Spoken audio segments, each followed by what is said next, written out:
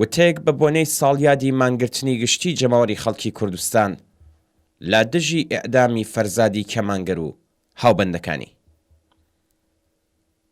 ڕۆژی جومعە 23 مانگی گوڵان 12مین ساڵیادی مانگرتنی گشتی سیاسی جەماوەری خەڵکی کوردستانە لە دژی ئیعدامی فەرزادی کەمانگەر و هاوبەندەکانی.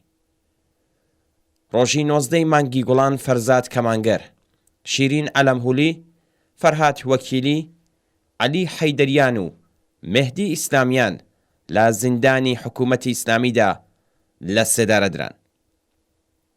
ئیعدامی 5 لاوی خەباتکار کە تا دوایین ساتەکانی ژیانیان لە سەنگەری خۆراگری دژ بە کۆماری ئیسلامیدا ڕاوەستان، کاردانەوەی هاو ئاهەنگی ملیۆنان ئینسانی لە مانگرتنێکی گشتی سیاسیدا لە سەر تاسەری کوردستان لێکەوتەوە. بزوتنەوەی شۆڕشگێڕانەی خەڵکی کوردستان لە پەنا شێوازە جۆراوجۆرەکانی خەبات و خۆراگری خاوەنی گەلێک ئەزموونی بە نرخە لە بواری مانگرتنی سیاسی گشتیەوە. 15 جۆزەردانی 1361، 16 گەلاوێژی 1384، 23 گوڵانی 1389، 22 خەرمانانی 1396. ئەمانە لە زمرەی ڕۆژە گرینگەکانی مێژووی بزوتنەوەی شۆڕشگێڕانەی خەڵکی کوردستان دێتە ئەژمار. لەم ڕۆژانەدا شایەدی نمونەگەلێکی بەرچاو لە ئەزموونی مانگرتنی سیاسی گشتی لە کوردستان بووین. ئەمڕۆ لە سەروبەندی 12مین ساڵ ڕۆژی یەکێک لەم ئەزمونانەداین. ئیعدامی ئەم خەباتکارانە لە بارودۆخێکدا بەڕێوە چوو کە شەپۆلێک لە ناڕەزایەتی لە ئاستی ئێران و جیهان دژ بە دەرکردنی حکمی ئیعدامەکەیان کەوت بۆ ڕێ. ئەگەرچی کۆماری ئیسلامی وەڵامی ئەو ناڕەزایەتیانەی نەدایەوە، بەڵام هەر لە ڕۆژی ئیعدامی ئەوانەوە هەستی بە تووڕەیی خەڵکی کوردستان دەکرد و لە کاردانەوەی خەڵک ترسا بوو. هەر بۆیە تەرمی گیانبەختکردوانی هەرگیز نەداوە بە بنەماڵەکانیان. 4 ڕۆژ پاش ئەم ئیعدامانە بوو کە مانگرتنی گشتی خەڵکی کوردستان لە ناڕەزایەتی بەم جنایەتدا شکلی گرت. ڕژیم بە خەیاڵی خاوی خۆی لای وابوو کە بە ئیعدامی 5 خەباتکاری سیاسی کەش و هەوای ترس و تۆقاندەر زیاتر پەرە پێدەدات و خەڵکی کوردستان ترسا و بێدەنگ دەبن. بەڵام مانگرتنی گشتی ڕۆژی 23 گوڵان وەڵامی خەڵکی کوردستان بەو خەیاڵە خاوەی سەرانی ڕژیم بوو. بانگەوازی کۆمەڵە بۆ مانگرتنی گشتی لەم ڕۆژەدا لەگەڵ پشتیوانی و هاوڕێیەتی حیزب و هێزە سیاسیەکانی کوردستان و لەگەڵ پێشوازی بەرینی هێزە چەپ و کۆمۆنیستەکان لە ئێران بەرەوڕوو بوو. لەم ڕۆژەدا کوردستان یەک پارچە تعتیل کرا. کرێکارانی کارگاکان و ناوەندەکانی بەرهەمهێنان و خزمەتگوزاری مانیان گرت. کاسبکار و بازاڕیەکان دوکانەکانیان داخست. کارمەندانی ئیدارە دەوڵەتی و خصوصیەکان نەچوونەوە سەرکارەکانیان. خوێندکاران، معەلیمان و مامۆستایانی زانکۆ کلاسەکانی دەرسیان تعتیل کرد. بەم جۆرە هاوپشتیەکی گشتی لە ناڕەزایەتی بە کوشتنی بەندکراوانی سیاسی شکلی گرت. ئەم حەرەکەتە گشتیە نیشانیدا کە ئیعدامی فەرزاد کەمانگەر و هاوڕێیانی نەتەنیا خەڵکی کوردستانی چاوترسێن نەکردووە، بەڵکو ئیرادەی گشتی ئەوانی بۆ خەبات لە دژی ئەم ڕژیمە و خۆراگری بەرامبەر بە سیاسەتی سەرکوتگەرانەی پتەوتر کردووە. مانگرتنی سیاسی گشتی 23 گوڵان هەموو لێکدانەوەکانی ڕژیمی شێواند. کوشتنی 5 لاوی بەندکراوی سیاسی نەتەنیا نەیتوانی خەڵکی کوردستان بترسێنێ، بەڵکو ئاگری تووڕەی ئەوانی زیاتر گەشاندەوە. خەڵکی کوردستان دەیانزانی کە ئەگەر ڕێگایەک بۆ ڕزگارکردنی گیانی باقی ئازیزانی بەندکراویان هەبێت لەم مەسیرەوە تێپەڕ دەبێت.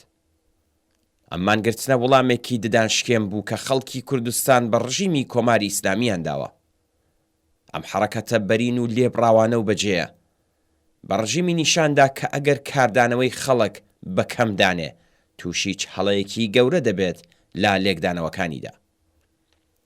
ئەم ئەزمونە بۆ جارێکی دیکە دەری خست کە مانگرتنی سیاسی گشتی شێوازەکە لە ناڕزایەتی دەربڕین کە تێیدا دروشم و سیاسەتەکان لە ڕێگەی جەماوەرەوە دەبنە هێزێکی مادی ڕێگایەکە بۆ ئەوەی کە ڕژیم لە نەبەردێکی درێژماوە ماندوو بکات و هێزی سەرکوتگەرانەی لە کار بخات و جەماوەر دەرفەتی ئەوەی هەبێ خۆی بۆ هەنگاوەکانی دواتر ئامادە بکات.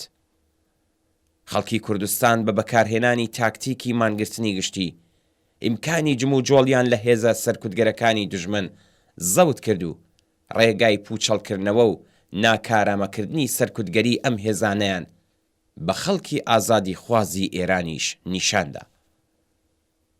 خەڵکی کوردستان لەگەلێ قۆناغدا توانا و هێزی یەکگرتووی خۆیان دژ بەم ڕژیمە نیشانداوە. لە وتنی نایەکی بەهێز بە ڕفراندۆمی پێکهێنانی کۆماری ئیسلامی لە بەهاری 1358 تا کۆچی مێژووی خەڵکی مریوان و ڕێپێوانی خەڵکی باقی شارەکان بۆ پشتیوانی لەوان و مانگرتنە شکۆدارە سیاسیە گشتیەکان هەر لەم ساڵەدا لە زمرەی ئەو دژە کردەوە و پۆتانسیێلانە بوون کە خەڵکی کوردستان لە بەرامبەر زۆرەمری و ملحوڕی ڕژیمدا لە خۆیان نیشانیانداوە. ئەم مانگرتنانە نیشانیاندا کە پاشەکشەی هێزەکانی پێشمەرگە بۆ پشت سنوورەکان بە مانای کۆتایی بزوتنەوەی شۆڕشگێڕانەی خەڵکی کوردستان نییە. نیشانیاندا سەرەڕای ئەم پاشەکشەیە ڕیشەی ئەم بزوتنەوەیە لە قوڵایی کۆمەڵگادا بەهێزتر بووە. نیشانیدا ئەم بزوتنەوەیە خاوەنی هێز و وشیاری و ڕێکخرا و ڕێبەری خۆیەتی. نیشانیدا کە جەماوەری خەڵکی ستەملێکراوی کوردستان سەرەڕای هەژاری و برسێتی و دەستکورتی ئامادەن بە دڵ ئاواڵەییەوە لە پێناو سەرکەوتن بەسەر کۆماری ئیسلامیدا لە بژێ و ژیانی خۆیان هەزینە بکەن. نیشانیدا کە کۆمەڵگای کوردستان کۆمەڵگایەکی سیاسیە و توانایی بە حیزبی بوونی لەسەرەوەیە. نیشانیدا کە مانگرتنی سەرتاسەری جەماوەری دەکرێ وەک ئەزموونێکی خەباتکارانەی سەرکەوتوو لە سەرتاسەری ئێرانیش بەکار بێت کە تێیدا هێزە سەرکوتگەرەکانی ڕژیم لە بەرامبەر ئیرادەی گشتی جەماوەری خەڵکدا داما و بێتوانا دەبن و کارێکیان بۆ ناکرێت. بەڵام ئەگەر ئەم ئەزموونانە ڕێنوێنی خەڵکی کوردستان دەبن لە ڕوودا و گۆڕانکاریەکانی داهاتوودا بۆ کۆمەڵەش مەیدانی ئەزمون و تاقیکردنەوەن تا خاڵە بە هێزەکانی خۆی وەک ڕەوتێکی ڕادیکاڵ و سۆسیالیست کە خاوەنی پێگەی کۆمەڵایەتیە بناسێت و کەم و کووریەکان و خاڵە لاوازەکانی خۆی لەم بوارەدا بڕەوێنێ و بەردەوام لە دڵی ڕووداوەکاندا بێت و ئاراستەی گونجاویان پێ بدات. بێگومان ڕۆژان و ڕووداوگەلێکی گرنگمان لەبەرە و کۆمەڵە بەرپرسیارەتی خۆی لە پێناو تێپەڕاندنی کۆمەڵگای کوردستان لە خاڵە وەرچەرخانە مێژوویەکان بەرەو ئاسۆی ڕوونی ئازادی دەناسێت و بە پشبەستن هەر بەم پێگەیە ئەرکەکانی خۆی بەجێ دێنێت. سیاسەتەکانی کۆمەڵە لەوەها تاقیکردنەوەیەکی گەورەی کۆمەڵایەتیدایە کە هەڵدەسەنگێندرێت.